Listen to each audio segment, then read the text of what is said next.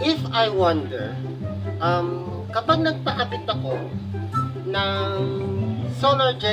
DIY solar generator, mababawasan pa ba ang aking konsumo sa kuryente kapag nagpakabit kami ng kontador? Or kapag wala kaming kuryente,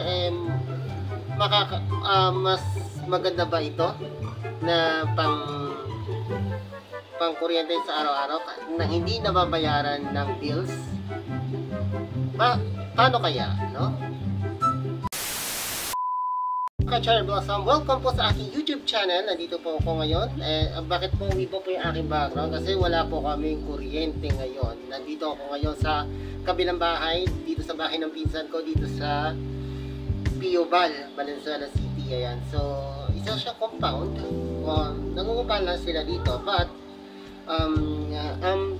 habang kami ay wala pang kontador at nag-apply pa po kami sa Meralco para kabitan kami ng bagong kontador or ibang kasi hindi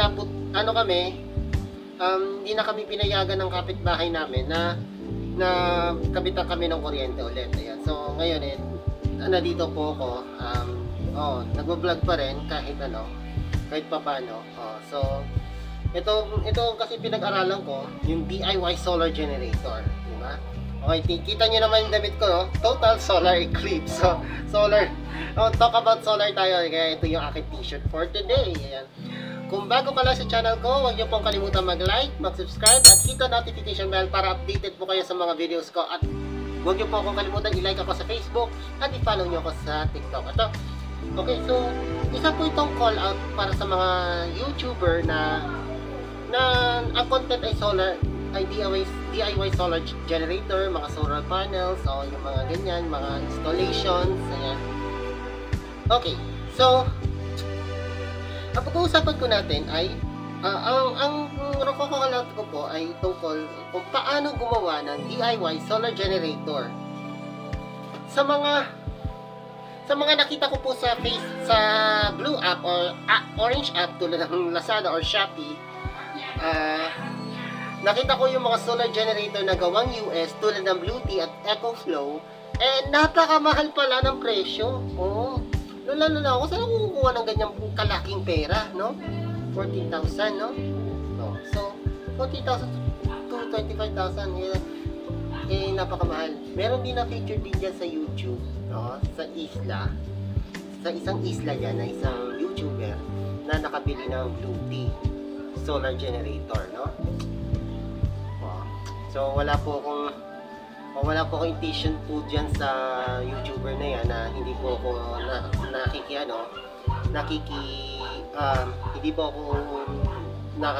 hindi po ako nakakasakit ng damdamin sa kanya. So pero talaga napakamahal. Wala po talaga akong pera, no? Na saan ako kukuha ng ganyan. Hindi nga ako kumikita dito sa YouTube. Sana po kumita po ito aking YouTube channel. So, naisipan ko na gumawa ng DIY solar generator. Diba? So, nandito yan. Nagdala pa ako ng Bible. Hindi. Nagdala po ako ng sobok ng video dahil nakuha ko. Napun ko sa pasuran. Dahil dito ako pwedeng kumuha ng mga kanta dito. Yan. At yung DIY solar generator ko ay gagamitin ko for radio broadcasting. Sandali lang, radio broadcasting po ang tinutukoy ninyo. Ayan. So, yung radio broadcasting ay for educational purpose ko lang yun. Illegal po magtayo ng istasyon ng radyo dito sa Pilipinas. Nasa batas po yan ng NTC. Kapag wala ka pong franchise at wala ka pong license, uhulihin ka talaga ng NTC. Nasa batas po yan. So, itong tatayo kong radio broadcasting is for educational purpose or hobbies. Ayan. Yan. So, meron dyan mga nakatayong mga radio station na itatampok natin sa susunod nating vlogs sa ating top 5 na mga FM, mga radio stations sa Amerika na gumagamit ng solar powered eco-friendly efficiency, na solar powered radio stations, no? Yung mga solar power energy, ganyan. So, ito, okay, nakakipit po siya dito. Ito, ipapakita ko po sa inyo ang mga, ay, nakabalik na. Ito, ipapakita ko po sa inyo yung diagram. Ito po ay pinag-aaralan ko pa. Yan, ito yung pinag-aaralan ko yung mga components ng ng DIY solar generator na wiring wiring diagram, no? So, ayan, wiring diagram po siya. So, ito, napapansin ko, may nabibili pala siyang solar charger controller. Ayan, nakikita nyo yan. So, ito yung magsusuporta na mag-charge sa mula solar panel hanggang sa solar charger hanggang sa battery. Yun. So, ito, pwede naman palang gamitin yung battery ng sasakyan, syempre. Paano gumawa ng solar generator? Naggagamitin mo ay baterya ng sasakyan. Imposible yun? Syempre, imposible. Ayan. So, pwede siyang gumamit ng Motolight yan. So, ang presyo po niyan ay nasa 6,000 or I think yung mga Motolight, Outlast, Solar Homes, ayan. Ayan. So, Electron, ganyan. Meron pa ba ibang tatak ng baterya, tita? Yun lang mga Outlast, Motolight, Electron. Oo. Ha? Yan. At ito yung sa solar homes para sa solar panels, no? Ito, meron ako napapansin dito, yung inverter. Ano po yun? Siya po yung nagko-convert po ng 12 volts sa 220. Yung mga appliances na dimeral ko. So, hindi ko alam, kasi nakita ko dito is sa mga inverter ay isang slot lang ng outlet ng saksak ng AC output. So napapansin, so ang tanong ko lang kung pwede pa siya sa extension cord na dalawa ang slot para dalawa yung so yun ang tanong ko po sa inyo. Comment down below kung pwede po yung inverter na one slot i-convert mo sa extension cord na may 2 slot, no? Yung mga extension outlet na 2 slots lang. Kasi 2 slots ang kailangan ko dito. So, ito pa, isa dito yung mga napapansin ko dito, yung breaker. I think yung sinasabi ko yung circuit breaker. I think hindi po pwede yung yung pang Meralco na circuit breaker, yung malaki, saka mabigat, parang hindi pwede yun. Meron pala yun, maliit lang. Ayan, nakikita niyo, maliit lang siya sa yung mga circuit breaker. Yan pa yung pagpapatay ng yan. At isa pa dito na meron pala dito mga nakita ko dito yung mga fuse, mga low amperage at mga high amperage. Yan ang importante dyan, yung fuse. Ayan. Yung fuse kasi ang yan. Ewan ko lang, sa mga electrician, mag-comment lang po kayo dito. Kailangan sana tulungan nyo po ako dito para at syempre, ngayon lang po nagbukas ang ilaw. Okay, so ito, lahat po yan ay nasa components. Yan po yung mga kailangan po, yung solar charge controller, yung battery na pang sasakyan at saka yung inverter. Ayan.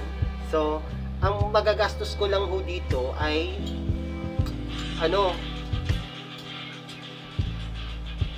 nasa 7,500 ang kailangan ko ng pera nito. Sana po matulungan nyo po ako dito, mapalago nyo po ang aking YouTube channel para makakuha po ako ng pera dito para pambili po nito, para may demo ko po sa inyo. Doon na lang po sa aming bahay. I-demo ko po sa inyo kung paano po gawin, paano ikabit lahat yan. Para may matutunan po tayo. So, mag-aaral muna tayo dito.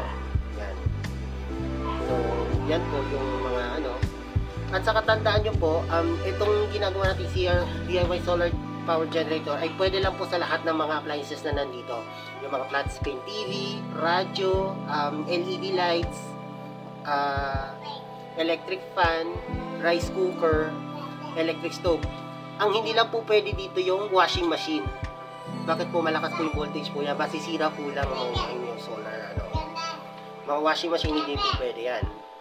Saka yung, ano pa ba yung, ano, hindi pwede yung rice cooker rin dyan eh. Pwede ka rin magluto dyan kasi nagko-convert siya ng init eh.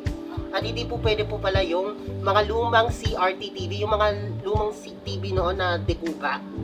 Hindi po pwede yan sa solar generator dahil masisira po rin yan. At hindi po gagana po yan.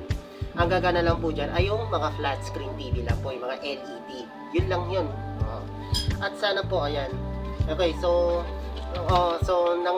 nananawagan po ako sa inyo na ano, para magawa po ko po ito sa aking tutorial sa ating YouTube.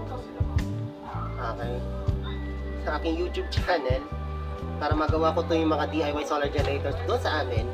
O sana po palaguin niyo po ang aking mag-subscribe na lang po. Mag-subscribe po kayo lahat. Yung mga panoorin niyo po yung lahat ng mga past videos ko para kumita po ako dito sa YouTube. At yun, at nanawagan na rin po ako sa TikTok live. Nag-text po ako diyan na sana ay tulungan ako na bigyan ako ng mga gift coins ganyan para makabili tayo ng mga kakailanganin natin para sa DIY solar power generator. Kahit magkaroon kami ng kontador, basta meron ako nito, makakatipid ako sa kuryente. Ayan. So,